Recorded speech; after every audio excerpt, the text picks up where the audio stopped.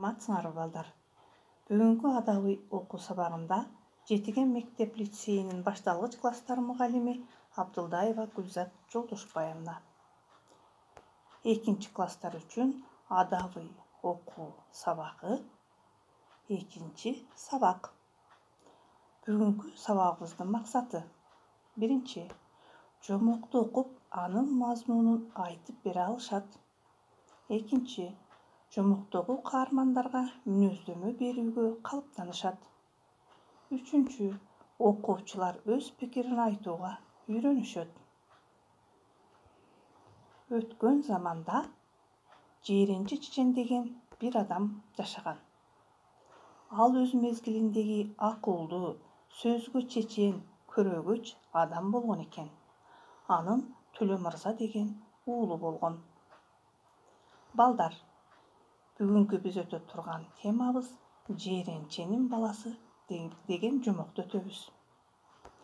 Теманы өтөрдөн мурун биз сөздүк жумушка көңүл бурабыз. Чечен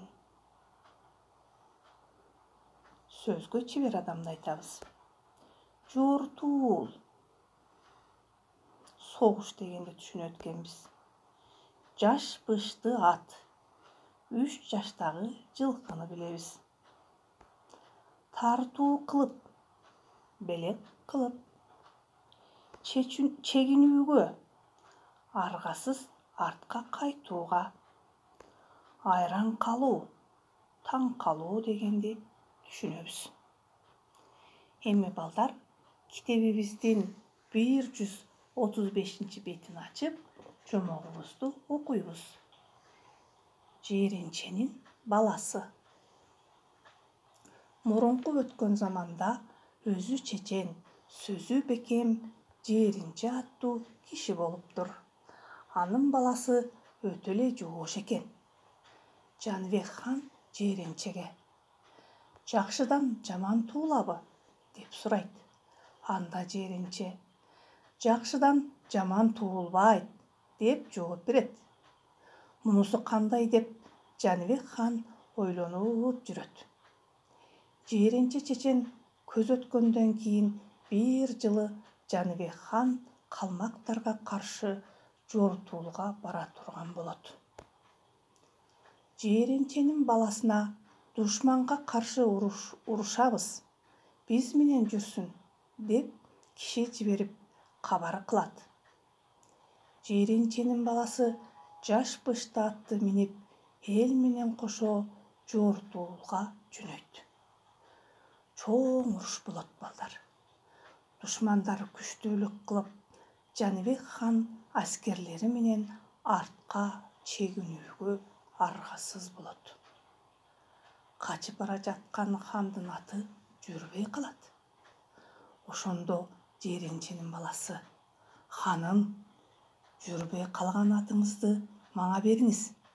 Мен сизге атымды тартуу кылып биротоло беремин. Мен колго түссөм эч нерсе эмес.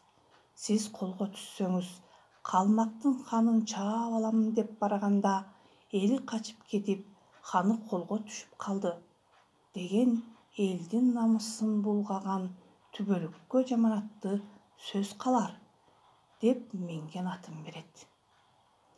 Жүрбөй калган атты Жээренченин баласы минип, хан аман калыптыр. Жээренченин баласын жоош көрүп жүрчү элем. Атасынын айтканы туура экен деп хан Жээренченин бир кездеги айткан сөзүнө айран калган экен. Жомогубуз аяктады балдар. Жомок силерге жактыбы? Анда окуган текстибиздин негизинде суроолорго жооп беребиз. Биринчи сурообуз: Жээренче Чечен деген ким болгон экен? Экинчи сурообуз: Жакшыдан жаман туулбайт дегендин маанисин кандай түшүнүүгө болот, балдар? Үчүнчү сурообуз: Эмне үчүн Жаныбек хан Жээренче Чечендин баласын калмактарга карата жортуулга ээрчитип алды? Силер кандай ойлойсуңар? 4-cü сурообуз. Жээренченин уулу өз атын ханга эмне себептен тартуу кылды деп ойлойсуңар? 5-cü сурообуз. Хан жээренченин уулуна кандай баа берди? Bir кездеги атасынын айтканы туура бекен? Азаматсыңар, силер ушул суроолорго абдан сонун жооп бердиңер. Эми тапшырма. Биринчи тапшырмабыз. Жомокту окуп, түшүнгөнүбүздү айтып беребиз. Экинчи тапшырмабыз. Толбай сынчы менен жээренче чеченди салыштырып, Вендин диаграммасын толтургула. Эми үчүнчү тапшырмабыз.